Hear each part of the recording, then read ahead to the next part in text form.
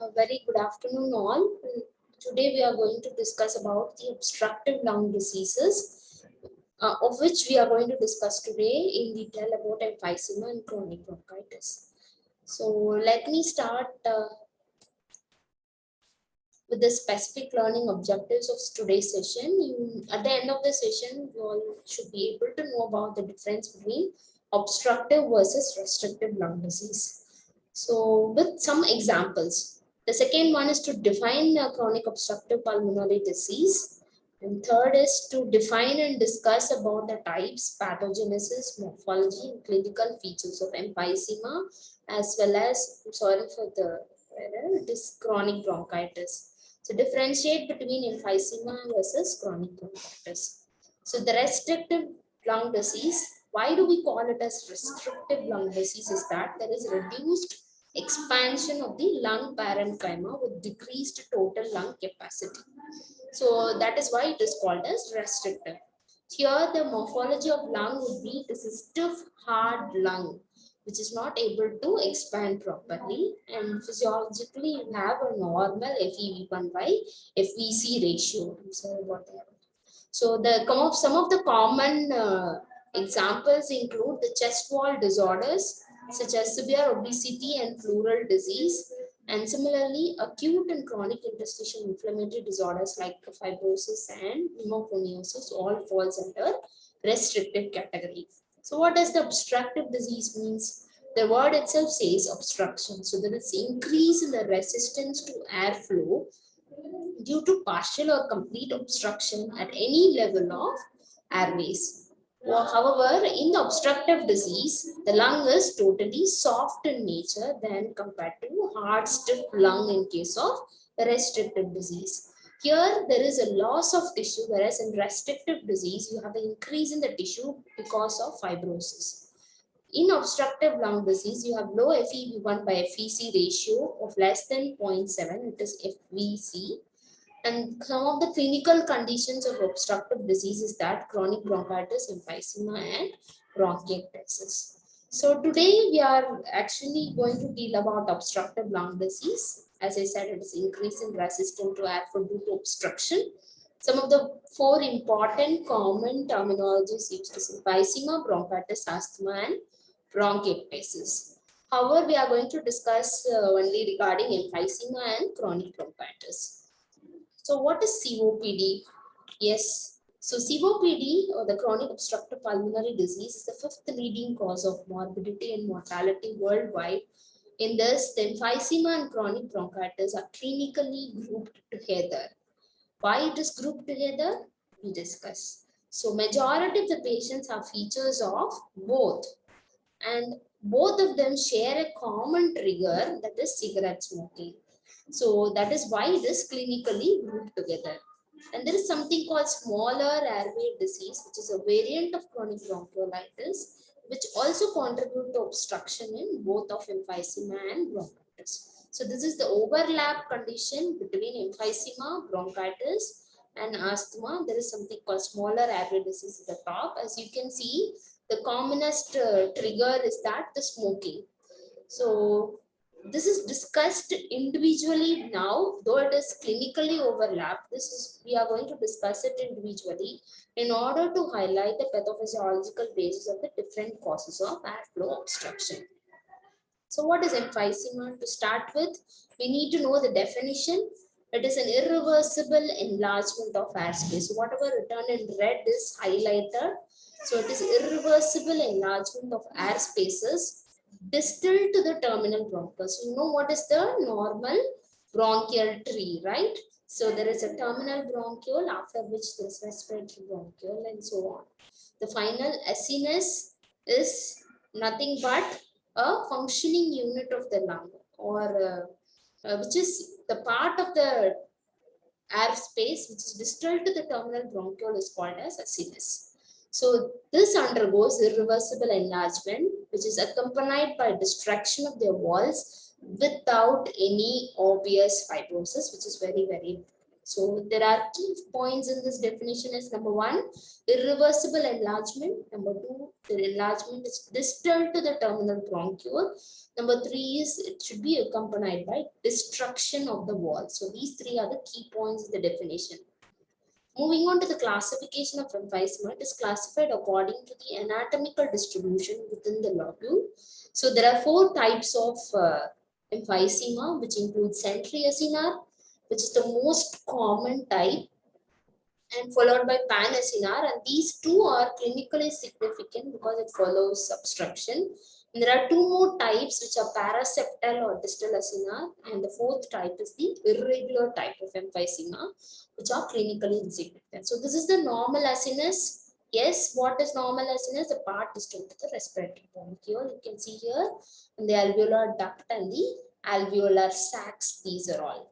So you can see when the centriacinar emphysema means which involves the respiratory bronchiole, and panacinar means all the parts of the acini involving the duct and alveolus is panacinar.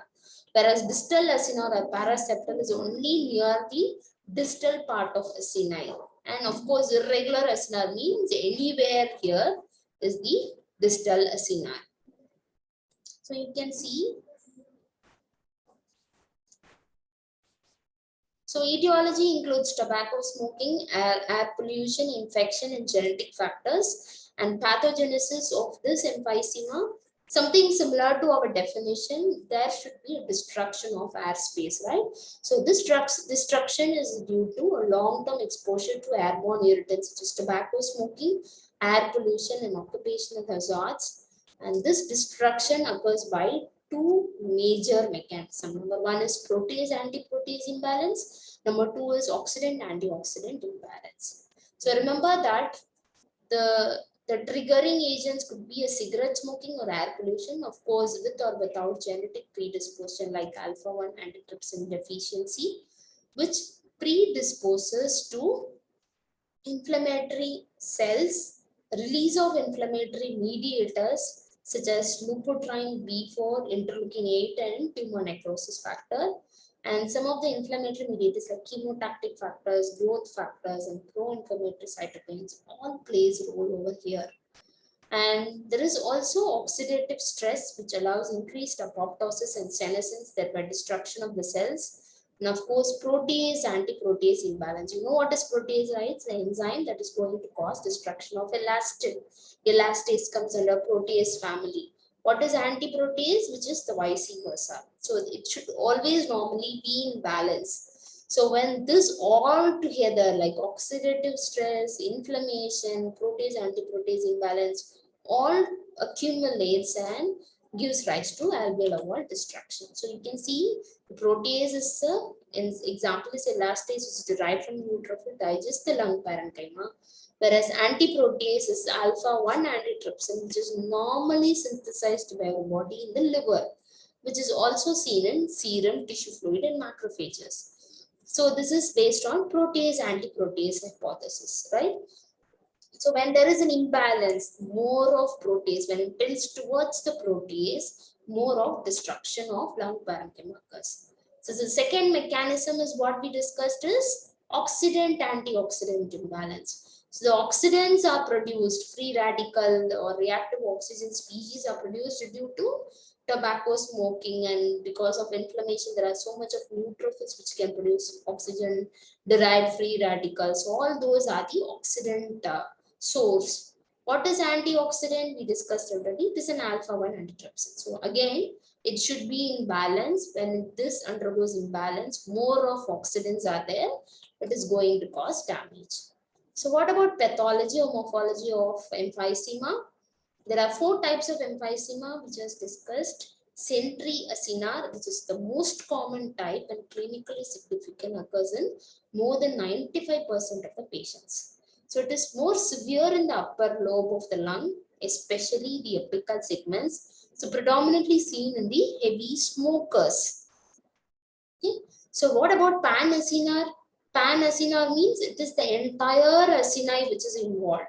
It is more common in the lower zones and at the bases associated with alpha-1 antitrypsin. So remember, pan-acinar is common in lower zones and it is associated with alpha-1 antitrypsin deficiency. Whereas centriacinar is more common in the upper lobes and is more commonly associated with smokers. Okay, so what about distal acinar? Distal acinar, as the word says, it is more strikingly adjacent to the pleura, that is near the acini, alveolar sacs. So it is most important cause of spontaneous pneumothorax in young adults. Then comes irregular, which is the most common type, but the clinically insignificant type because it's commonly invariably associated with scarring and is one of the commonest autopsy finding. So there are other types of emphysema as well. Number one is compensatory hyperinflation. For example, a part of lung is removed by means of surgery and the rest of the lung is undergoing expansion as a compensatory mechanism. That is compensatory hyperinflation. But what is most important feature is that in this compensatory hyperinflation, there is no destruction of the wall, septal wall, which is present in the emphysema. Then comes obstructive hyperinflation. Obviously, if there is going to be something blocked, a path or the lumen is blocked, a part which is distal to that is going to undergo hyperinflation. It is basically due to ball valve effect or which occurs due to by means of collateral or pores of Kohn. Then comes bullous emphysema, which is a localized emphysema when the size of enlargement or inflation is more than a centimeter, we call it as bulla.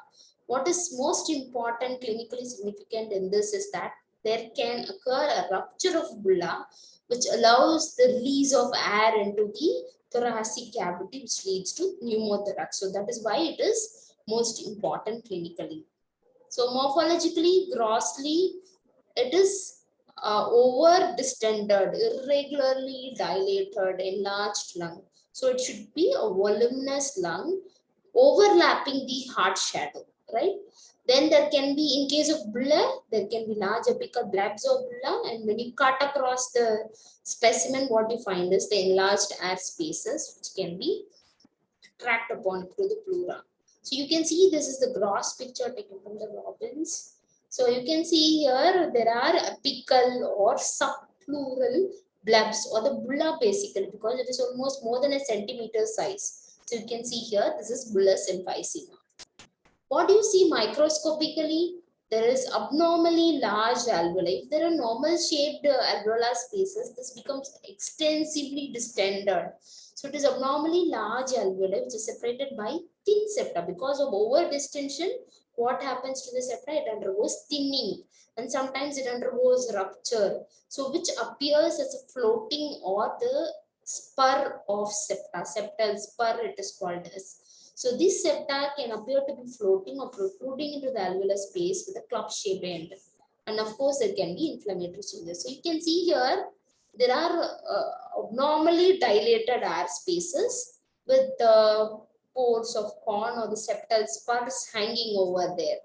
And you can see this black pigmentations which are nothing but anthropotic pigment. This is the clinical course is nothing but they have obviously dyspnea because it is over distended lung, they have difficulty in breathing and there could be wheezing, cough with expectoration and patient might have a weight loss due to increased work of breathing. And classically, clinically they have a barrel shaped chest, the AP diameter is more and they are dyspneic and because of the dyspnea they always have a hunched over position, like that they sit forward in a hunched over position and breathe through a pursed lips. Okay, so this is the classical presentation when the patient sits in the OPD in a chair itself. You can note down the patient is so hunched forward and finding difficulty in breathing through pursed lips. They are also called as pink puffers, as because the acini can expand actually and allows oxygen inside and not collapse. It's basically air trapping, so they are called as pink puffers.